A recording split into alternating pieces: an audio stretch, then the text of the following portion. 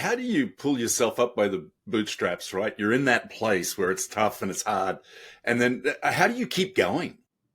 I think we plugged into KW's ecosystem full on because we just kept seeing these stories of grit and perseverance and the success that people had by following the MREA. And I think it was just at that point, like, if we don't have faith that this is going to work, we're both going to relive.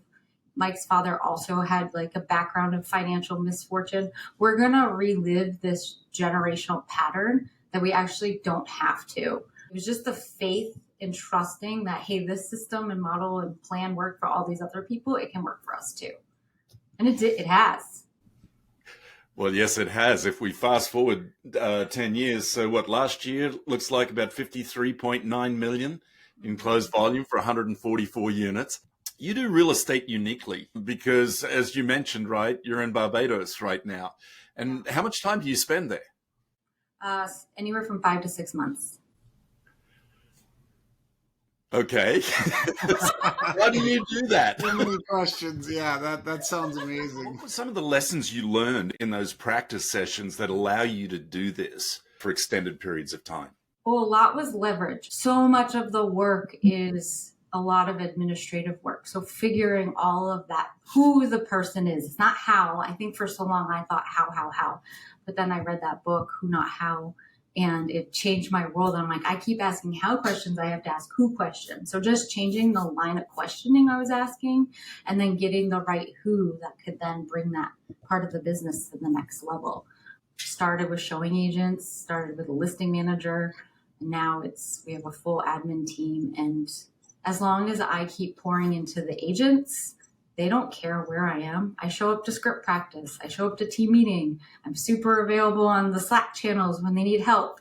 It's not like I'm just pieced out. So I'm very much a resource and committed to help growing the team, but I don't need to be there to transact a real estate deal. I want to let our listeners know, I mean, you were featured in the Millionaire Real Estate Agent Playbook, right, for a play, and there's a one-pager here on digital database newsletters. So I'd love to dig a little deeper on that. And if you could just explain, what do you do with that? Agent referrals are a big part of our business. So we have an agent newsletter, and then we have what we call our core buyer, seller, investor database.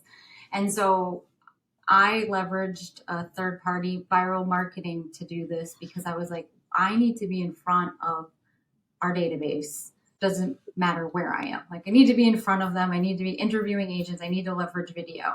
So twice a month for our core database, so our buyers and sellers, there's a video that goes out in the newsletter. And then we also, like, my admin team will add in things to that newsletter. So whenever we're teaching a class, a featured listing, and home value or buy with us button. So that goes out twice a month. And then there's like a lead generation email that goes out, like about home value or whatever, basically to get somebody to click.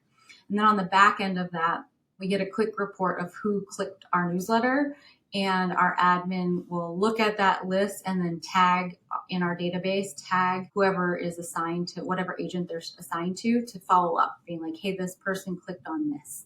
So we're following up with the people that are actually engaging with our newsletter.